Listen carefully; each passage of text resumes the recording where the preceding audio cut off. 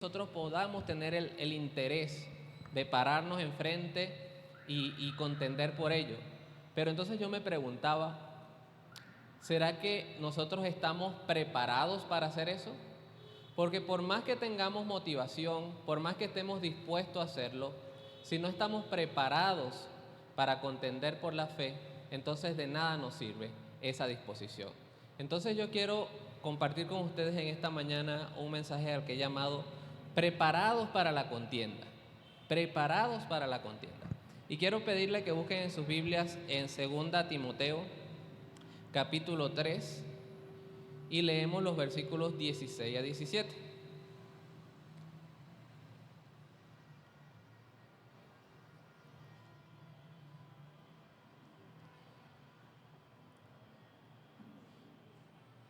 Segunda Timoteo, capítulo 3, versículos 16 y 17.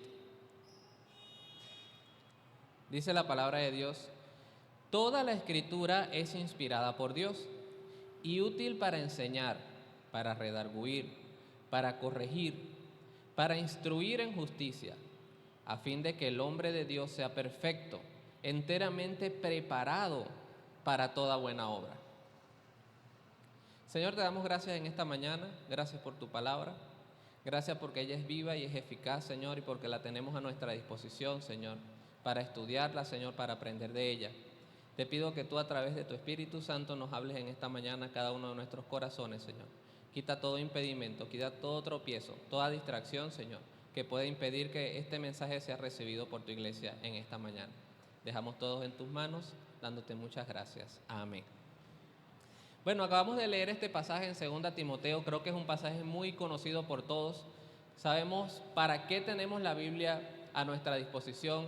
Y acá el pasaje que acabamos de leer en el versículo 17 dice que el fin de toda la escritura es que el hombre de Dios sea perfecto y enteramente preparado. Y quiero enfocarme en esta palabra preparado.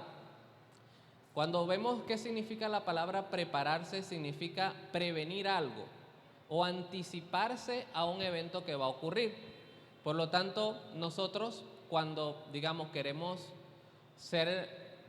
estamos planeando nuestro futuro, digo, bueno, yo quiero ser médico. Yo he decidido porque siento que tengo la vocación para ser médico, pero yo no puedo llegar simplemente a un hospital y decir, yo quiero ser médico. Yo tengo que planearme para poder ser un médico y poder asistir a la universidad y poder pasar por toda una etapa de preparación hasta poder decir, ya estoy capacitado para ser médico. La Biblia nosotros la tenemos a nuestra disposición, está delante de nosotros, la tenemos en nuestras casas, pero tenemos que hacer todo un proceso de preparación para poder participar de las buenas obras que acá menciona la palabra. Entonces, si bien el cristiano está llamado a contender por la fe, ¿cómo podemos contender por la fe sin saber si algo está atentando o no contra los principios cristianos? Si estamos en medio de una conversación y en medio de la conversación se están hablando temas que atentan contra los principios de Dios, pero nosotros no nos damos cuenta que eso está atentando contra los principios de Dios, ¿cómo vamos a contender? Por lo tanto, necesitamos prepararnos y saber qué dice la palabra de Dios para poder hacer frente a eso. El deseo de Dios es que estemos preparados para toda buena obra y solo lo podemos lograr a través de la Biblia. ¿Qué tanto conocemos de la Biblia? ¿Qué tan confiados estamos nosotros al debatir sobre un tema controversial, defendiendo los intereses de Dios? ¿Y qué tan seguros podemos estar de ser capaces de identificar falsas enseñanzas que lleguen a la iglesia? ¿Podemos estar nosotros enteramente seguros de que tenemos esa preparación para contender por la fe? En eso se trata este mensaje. Me llama la atención un programa de televisión que se llama El Precio de la Historia. Yo creo que muchos lo pueden conocer, este programa.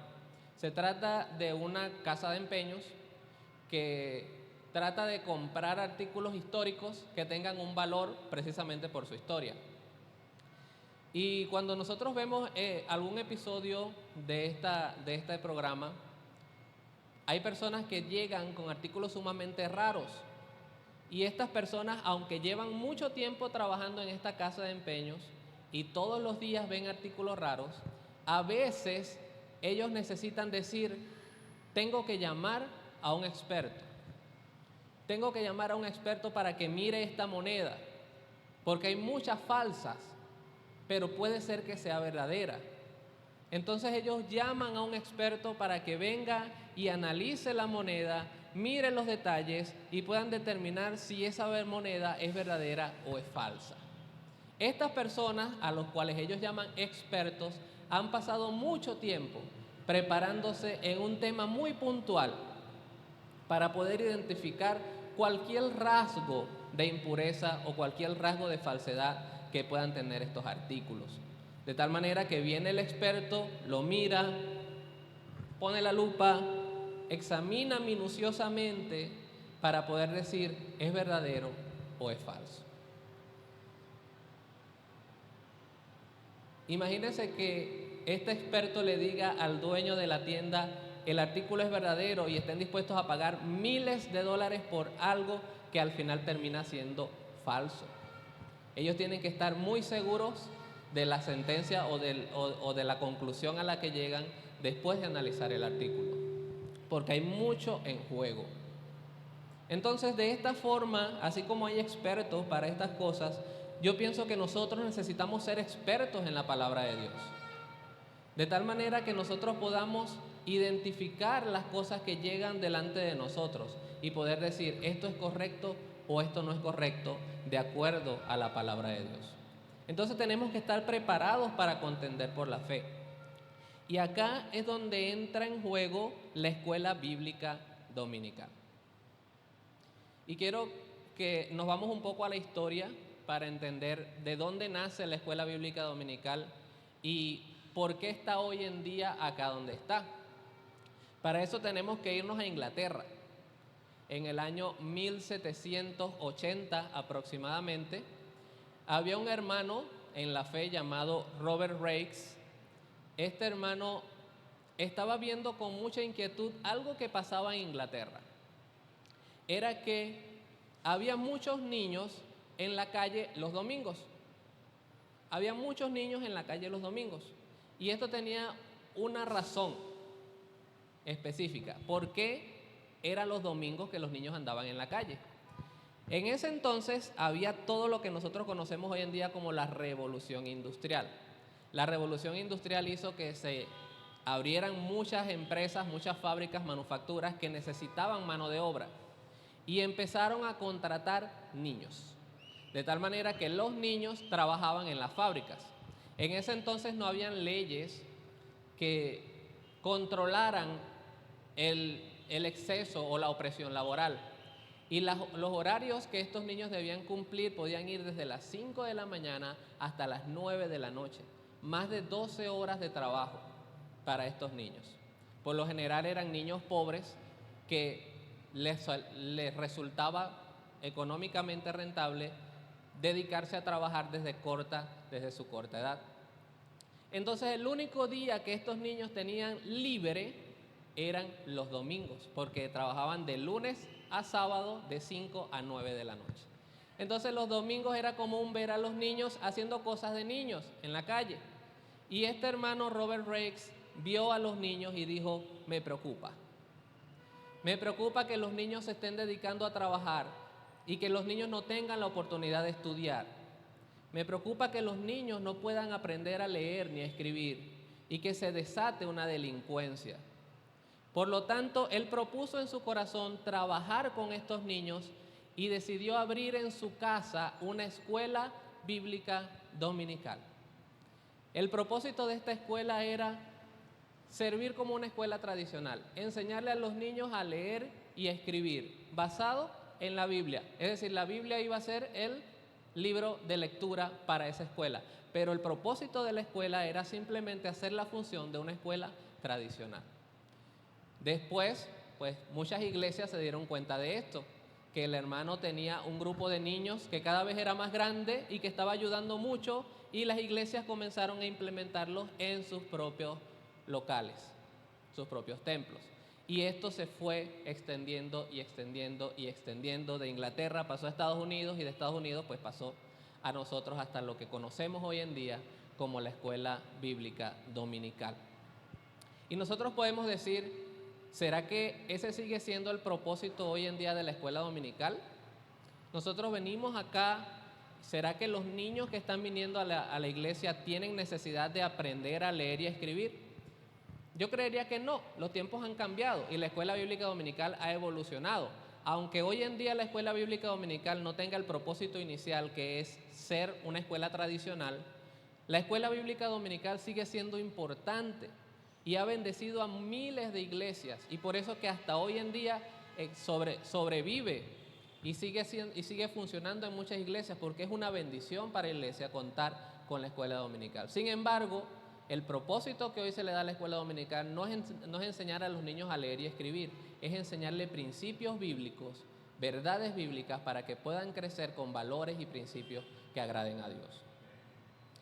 Y esta evolución no se quedó a los niños, porque hoy en día en la escuela dominical tenemos niños, tenemos adolescentes, tenemos adultos, y todos somos beneficiados por los mismos principios que tenemos en la escuela bíblica dominical.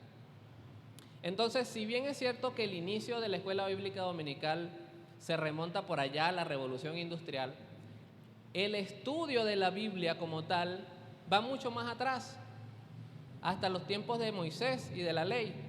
Quiero invitarles a que busquen en sus Biblias en Deuteronomio 6 del 1 al 9.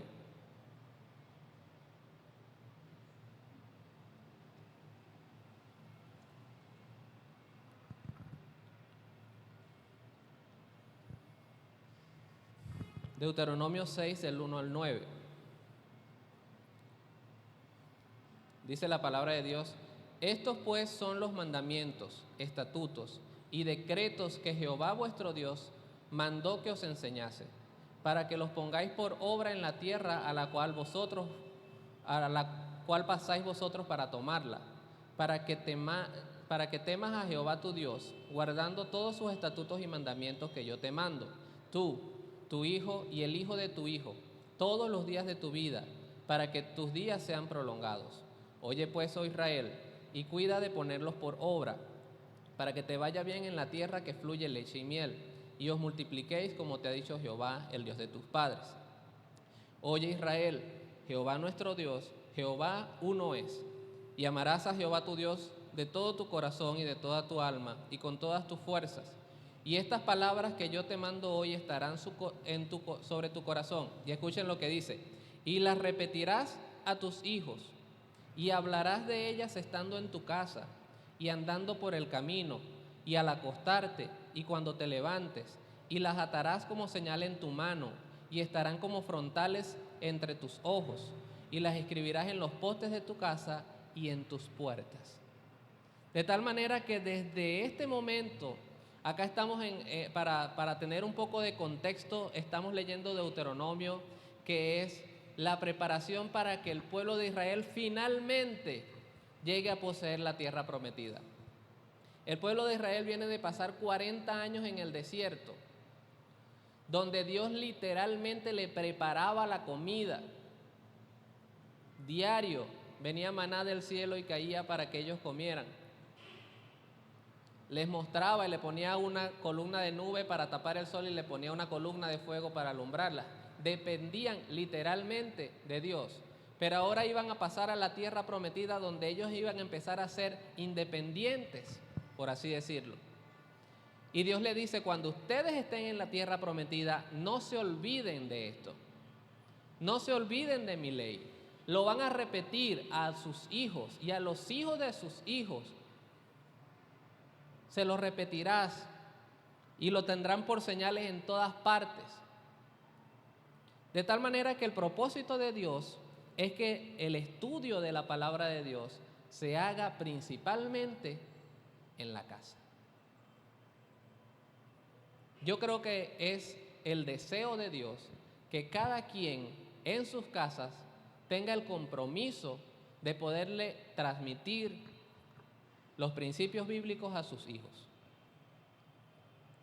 Y acá venimos en algo que tal vez pueda ser un poco controversial, porque decimos, pero en la escuela bíblica le enseñan la Biblia. Por eso es que nosotros vamos a la iglesia y llevamos a los niños a la iglesia, para que le enseñen la Biblia en la iglesia. Y eso está muy bien, que los niños puedan venir a recibir la instrucción bíblica, pero el diseño que Dios creó es que esto sea enseñado en las casas. Y vamos a ver algunos aspectos de cómo era esta enseñanza y vamos a tomar como ejemplo a Timoteo. El estudio de las escrituras en el sistema judío era un proceso informal y variado que dependía en gran medida a la familia, a la comunidad y a la sinagoga, a través de la enseñanza oral, la observación y la práctica. Los niños aprendían valores morales, habilidades prácticas y conocimientos religiosos. En Timoteo podemos ver claramente este ejemplo. Vamos a buscar en 2 Timoteo 1:15. Dice, trayendo a la memoria la fe no fingida que hay en ti, la cual habitó primero en tu abuela Loida y en tu madre Eunice, y estoy seguro que en ti también. Timoteo era un personaje muy querido. Ayudó mucho a Pablo en su ministerio. Él era de una ciudad llamada Listra, y la Biblia nos dice que su madre y su abuela eran judías, pero el padre no, el padre era griego. De tal manera que en su casa pasaba algo extraño. En ese entonces, bajo el Imperio Romano, pues era muy común que el padre fuera la cabeza del hogar y que todo se hiciera de acuerdo a lo que hace el padre. Sin embargo, Loida y Eunice, la mamá y la abuela de Timoteo, fueron muy juiciosas en transmitirle a Timoteo las Sagradas Escrituras. Y Timoteo mostraba una fe que Pablo define como no fingida. Una fe no fingida. Y eso hace que uno piense, ¿por qué Pablo tiene que mencionar que la fe de Timoteo es no fingida? ¿Acaso es posible fingir la fe? Es la primera pregunta que nos hacemos.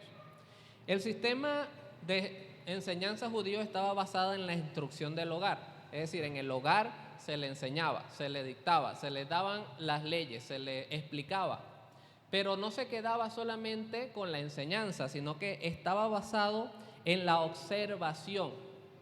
Los niños, así como ellos aprendían lo que dice la Biblia, lo veían de sus padres. Cuando un niño destacaba en el estudio de la Escritura, ellos tomaban a un rabino por mentor. Lo mismo pasó con Timoteo y Pablo. Pablo fue el mentor de Timoteo. Entonces, el sistema de enseñanza judío se basaba también en la observación. No bastaba simplemente con darle la teoría. Había que explicarle con hechos cómo hacer lo que le estaban enseñando. Este ejemplo que tienen en los hogares es lo que hacía que la fe de Timoteo fuera no fingida. Era una fe genuina porque lo estudiaba y lo veía en su hogar. Entonces, acá pasa algo que es muy preocupante a veces en la escuela bíblica. Decimos, tenemos el departamento de niños con 25 niños, hasta 30 niños, y esperamos que cuando pasen los años, lógicamente podríamos decir que esos 30 niños se convirtieron en 30 adolescentes o 30 jóvenes que tenemos en la iglesia, pero pasa algo, desaparecen. Los niños vienen a la iglesia, pero llega un momento en la adolescencia donde dicen, ya no quiero ir. Y tiene que ver con esta fe no fingida o con esta observación que tiene que haber para poderle enseñar a los niños las Escrituras.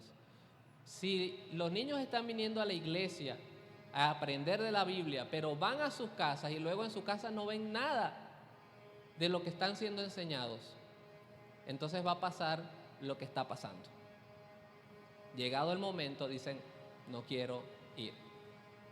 Entonces tenemos que entender que es nuestra responsabilidad. Tenemos a la escuela bíblica como una gran bendición y un gran apoyo, un gran respaldo, pero no podemos dejarle toda la responsabilidad a la escuela bíblica. Tenemos que entender que en nuestros hogares tenemos la responsabilidad de transmitir estas enseñanzas y de ser de ejemplo para nuestros hijos. Entonces, El ejemplo de Timoteo nos muestra cómo era la enseñanza en los tiempos antiguos.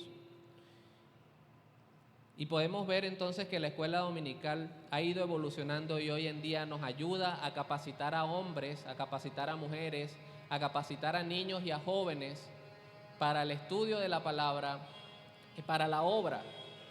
Pero entonces necesitamos entender que el estudio de la Biblia es primeramente una necesidad.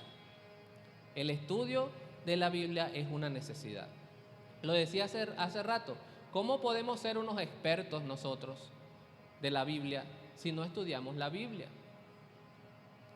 Hermanos, resulta un poco preocupante que en ciertas iglesias o en algunas iglesias hayan hermanos de la iglesia que todavía piensen que ayúdate que yo te ayudaré es un versículo que realmente existe y lo usan para dar consejos.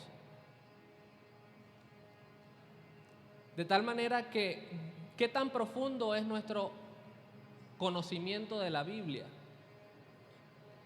¿Qué tan profundo es lo que tenemos en nuestro corazón para poder enfrentarnos al día a día? El salmista decía, en mi corazón atesoro tus dichos, ¿para qué? Para no pecar contra ti. Necesito saber qué es lo que te gusta para yo poder hacer lo que te agrada. Si yo no sé qué es lo que te gusta, yo no puedo honrarte ni obedecerte. Entonces, ¿qué tan profundo es nuestro conocimiento de la Biblia? ¿Qué tan necesario es que nosotros nos enfoquemos a estudiar la Biblia? Pues tengo acá algunos aspectos que nos pueden ayudar a darnos cuenta de que realmente sí es necesario estudiar la Biblia. El primero es, nos ayuda a conocer mejor a Dios y acercarnos más a Él.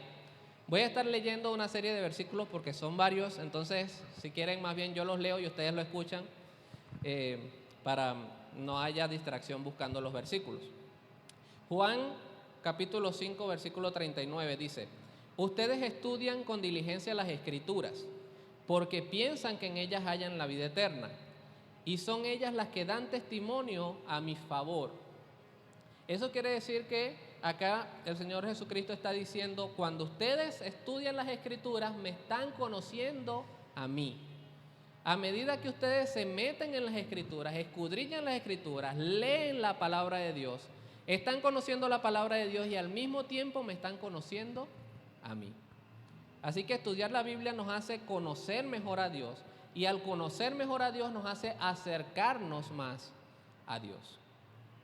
No podemos acercarnos a alguien a quien no conocemos. Y yo creo que el conocimiento de Dios hoy en día es un poco universal, aunque todavía hay lugares donde no conocen para nada a Dios. Pero el conocimiento de Dios es un poco universal. Pero yo diría que este conocimiento es relativo. ¿Qué es conocer a Dios? ¿Saber que Dios existe? Conocer a Dios es saber qué le gusta a Dios. Conocer a Dios es saber qué no le gusta a Dios.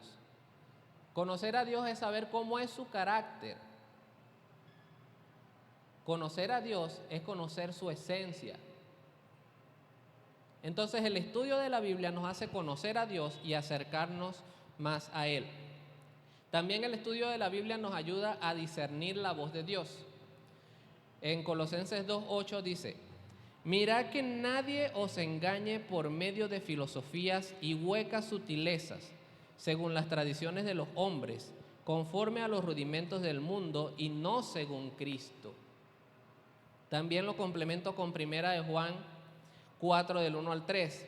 Queridos hermanos, no les crean a todos los que dicen que tienen el Espíritu de Dios. Pónganlos a prueba para ver si son lo que dicen ser, porque el mundo está lleno de falsos profetas. Ustedes pueden saber que una persona tiene el Espíritu de Dios si reconoce que Jesucristo vino al mundo como verdadero hombre. Pero si dice que esto no es cierto, es porque no tiene el Espíritu de Dios, al contrario, tiene el espíritu del enemigo de Cristo.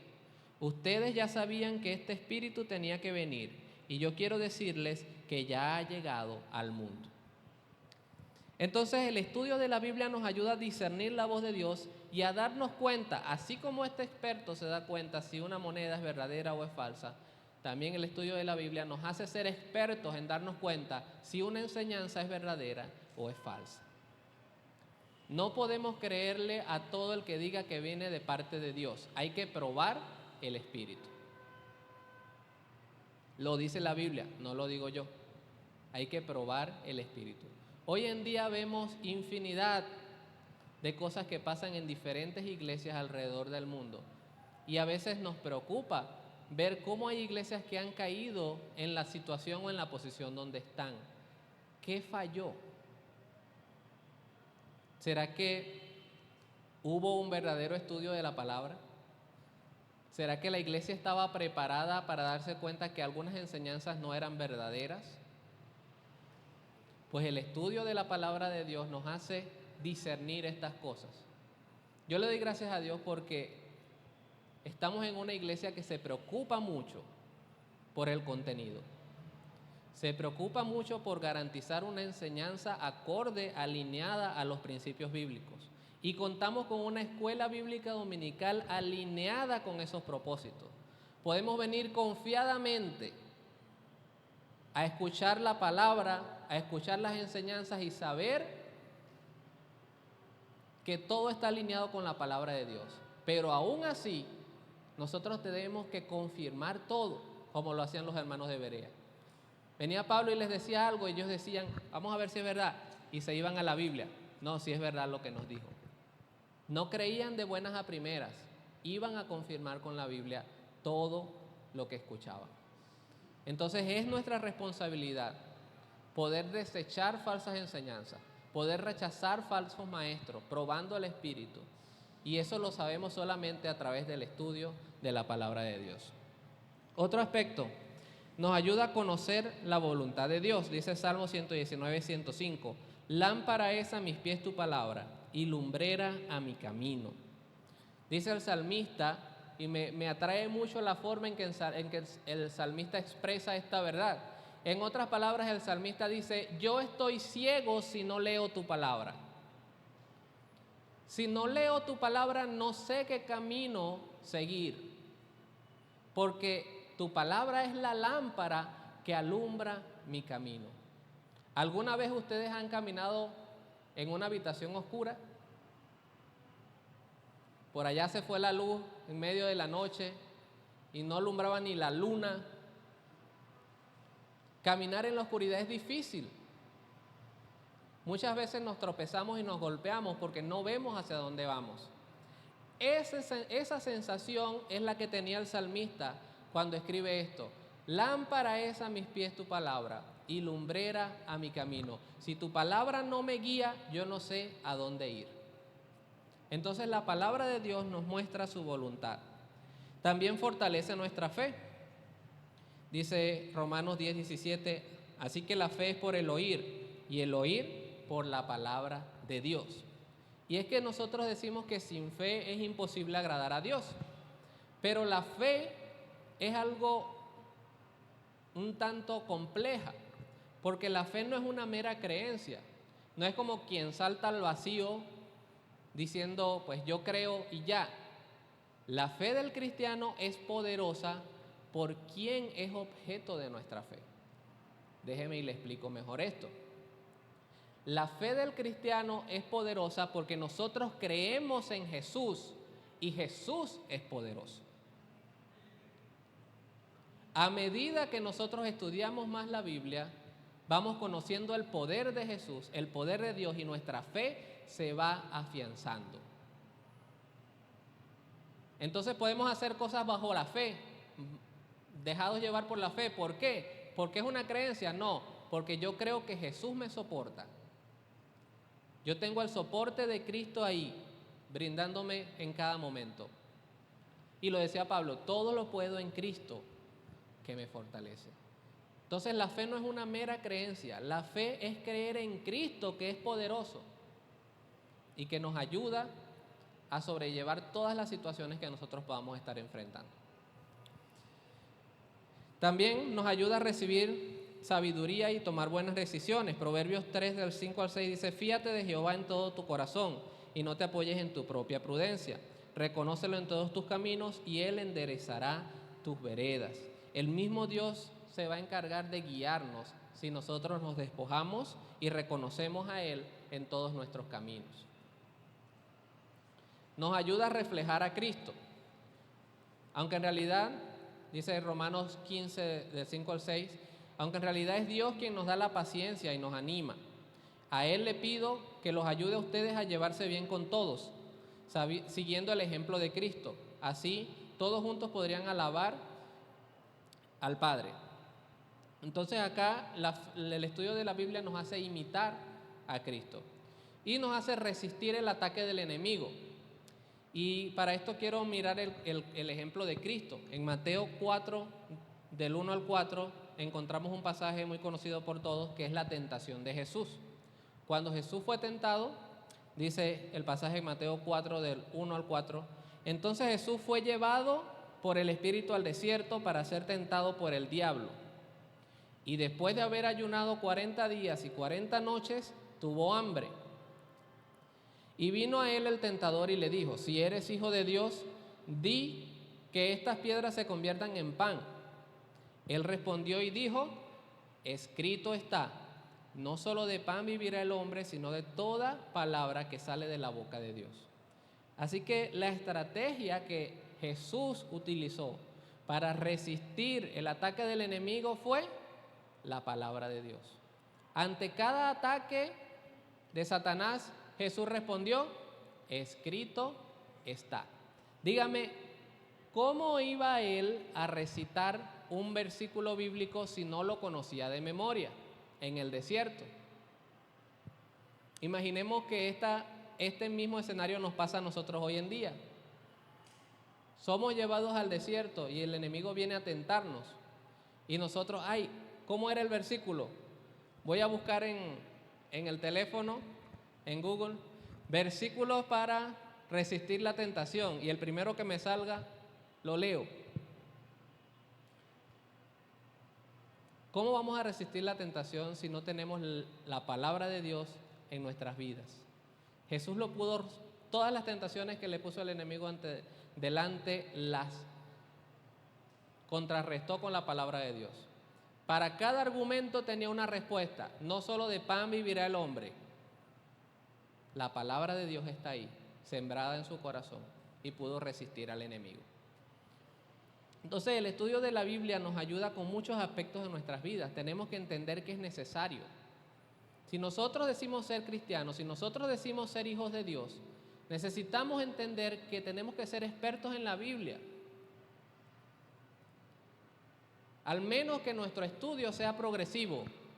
Hoy en día estudio un poco, mañana estudio otro poco, mañana estudio otro poco. El nivel de experticia pues dependerá de cada persona, pero seguir a la meta, como lo decía Pablo. Yo persigo la meta, que es aprender cada día más y más de la palabra de Dios. Entonces, si bien el estudio de la Biblia es una necesidad, también el estudio de la Biblia inicia una batalla espiritual. El estudio de la Biblia inicia una batalla espiritual. Y quiero que este principio lo podamos tener muy claro el día de hoy. Pablo dice a los Efesios, en Efesios 6:12, algo muy conocido por todos: porque no tenemos lucha contra sangre y carne, sino contra principados, contra potestades, contra los gobernadores de las tinieblas de este siglo, contra huestes espirituales de maldad en las regiones celestiales. Entonces Pablo dice: entiendan que la lucha de ustedes no es contra las demás personas. La lucha de ustedes está en un nivel espiritual. Y para entender un poco cómo funciona esta dimensión espiritual, quiero que busquemos un pasaje que está en Daniel capítulo 10, del 12 al 14.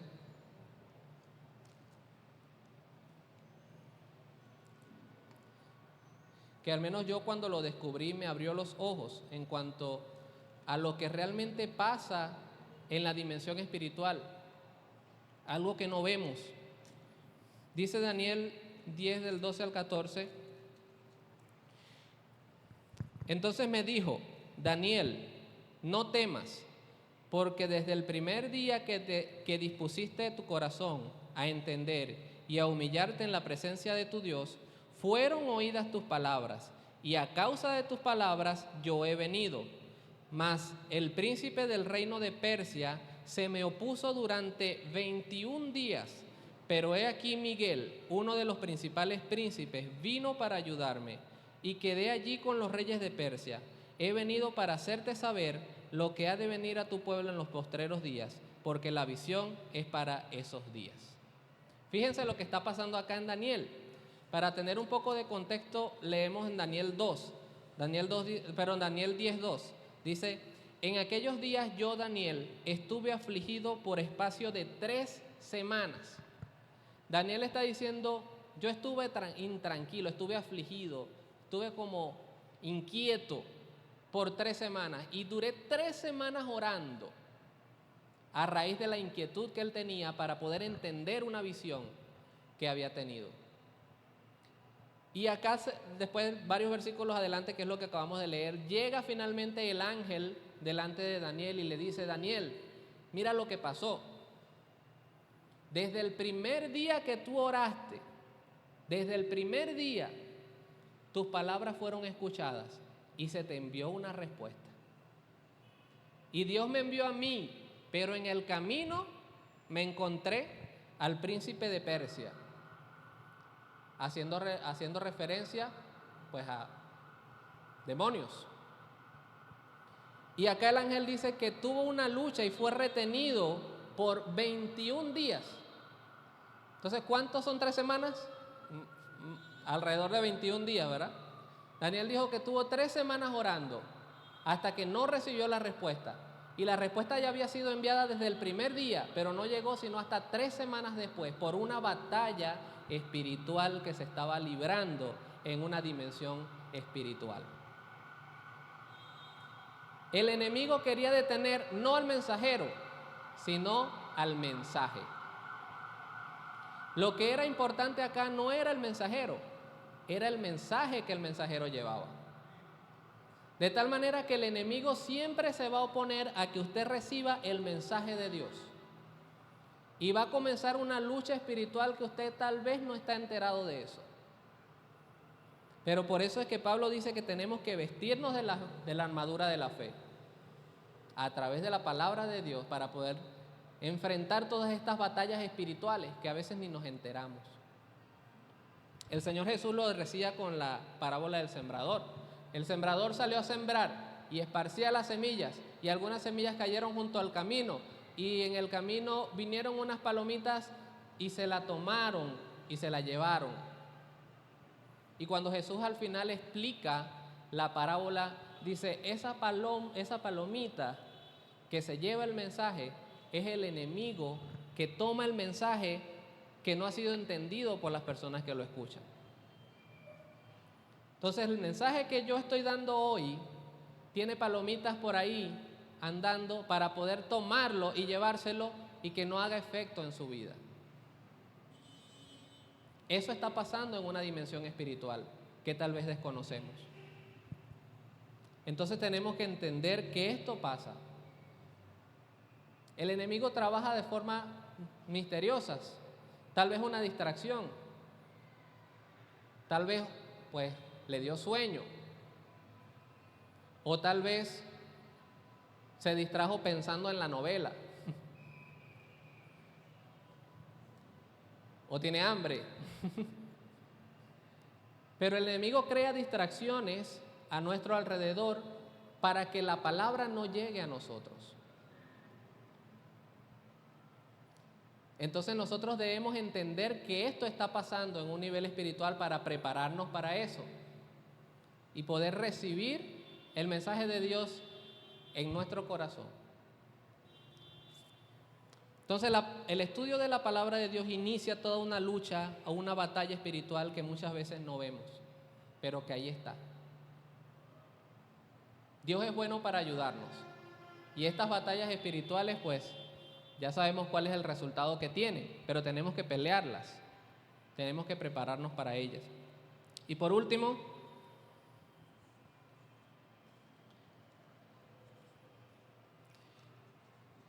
el estudio de la palabra de Dios requiere práctica. El estudio de la palabra de Dios requiere práctica. Miren lo que dice Santiago. capítulo 1 del 22 al 25. No se contenten solo con escuchar la palabra, pues así se engañan a ustedes mismos. Llévenla a la práctica. El que escucha la palabra pero no la pone en práctica es como el que se mira el rostro en un espejo y después de mirarse se va y se olvida enseguida de cómo es. Pero quien se fija atentamente en la ley perfecta que da libertad y persevera en ella, no olvidando lo que ha oído, sino haciéndolo, recibirá bendición al practicarla. Entonces la palabra de Dios requiere práctica. En el mismo ejemplo de Timoteo lo vimos. Timoteo nació, creció, escuchando las escrituras de su familia, vio el ejemplo en su mamá y en su abuela, y luego se lo llevó Pablo y lo metió en el terreno de juego, en la batalla. Practique todo lo que ha aprendido, póngalo por práctica. De nada sirve que nos esforcemos tanto en iniciar un estudio de la palabra de Dios, nos esforcemos tanto en perseverar en el estudio en nuestras casas, en librar batallas espirituales en dimensiones espirituales que no nos estamos dando cuenta, si después que tenemos la palabra en nuestras manos no la ponemos por práctica. De nada sirve todo lo anterior. Dice el versículo que leímos al principio: toda la escritura es inspirada por Dios y es útil para enseñar, para redarguir, para instruir en justicia, a fin de que el hombre de Dios sea perfecto. Perfecto significa maduro, enteramente preparado para toda buena obra. Nuestra preparación se resume en hacer obras. Nuestra preparación se resume en ponerla por práctica. Debemos contender por la fe, preparados, basados en la Biblia, poniendo por práctica todo lo que el Señor nos ha enseñado. Entonces, hermanos, la reflexión es: ¿estamos dispuestos a contender por la fe? Estemos dispuestos a prepararnos. ¿Estamos dispuestos a defender los intereses de Dios en este mundo? Sí, yo estoy dispuesto. Bueno, esté dispuesto a prepararse, porque cuando usted comience a defender los intereses de Dios va a tener luchas, va a tener dificultades. El enemigo no se va a quedar quieto, y solamente estando preparado en la palabra de Dios usted lo va a poder lograr. Contamos con una escuela bíblica hermosa, diría yo, en esta iglesia. Tenemos diferentes niveles, diferentes tipos de clases que los pueden guiar a ustedes en un proceso evolutivo en cuanto a su capacitación en la palabra de Dios. No desperdiciemos esta oportunidad que tenemos. Aprovechemos los maestros que tenemos. Aprovechemos el material que ha sido detalladamente seleccionado para que pueda ser de bendición para sus vidas. Acá lo tenemos, la próxima semana comienza. Así que yo les insto a que usted se levante un poquito más temprano y no llegue a la hora del culto, llegue a la hora de la escuela bíblica dominical. Llévese esa bendición. Luche ahí contra el enemigo para recibir el mensaje que Dios tiene para su vida y prepárese para contender por la fe. Oremos. Señor, te damos gracias en esta mañana. Gracias porque tú eres bueno.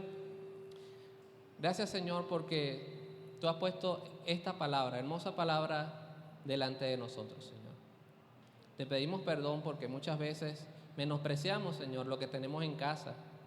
Menospreciamos tu palabra, Señor, y no nos dedicamos a estudiarla correctamente. Te pido que tú puedas hablar a nuestras vidas, Señor. Te pido que tú puedas hacernos sensibles a poder entender la necesidad de estudiar tu palabra. Que nosotros podamos apoyar también, Señor, la escuela dominical, que ha sido de bendición por muchos años a muchas iglesias, Señor, y está activa en nuestra iglesia. Te pido, Señor, que nosotros podamos esforzarnos, Señor. Así como un médico, Señor, decide esforzarse para prepararse y ser médico algún día, así nosotros debemos esforzarnos para estudiar tu palabra, Señor, y estar preparados para contender por nuestra fe. Te pido, Señor, que tú pongas en nuestro camino personas que nos ayuden, personas, Señor, que sean de impulso en nuestra vida espiritual, Señor. Bendice, Señor, a todas las personas a cargo. Bendice al pastor, bendice el liderazgo, Señor, de la iglesia, cada maestro. Pon en ellos, Señor, palabra, pon en ellos dedicación, ánimo, Señor. Dejamos todas estas cosas en tus manos sabiendo que tú obrarás, Señor. Te pido que esta palabra no llegue a nosotros vacía, Señor, sino que pueda, Señor, producir en nosotros el querer como el hacer. Podamos ponerla por práctica, Señor. Podamos aplicar estos principios en nuestros hogares. En el nombre de Jesús te damos muchas gracias. Amén. Dios les bendiga, hermanos.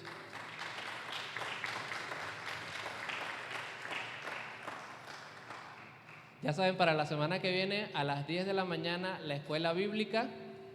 A diferencia de hoy que comenzamos a las 10 el culto, pues la semana que viene a las 10 de la mañana la escuela bíblica. No se quede en su casa. Venza la batalla espiritual y llegue hasta acá bien temprano. Dios le bendiga.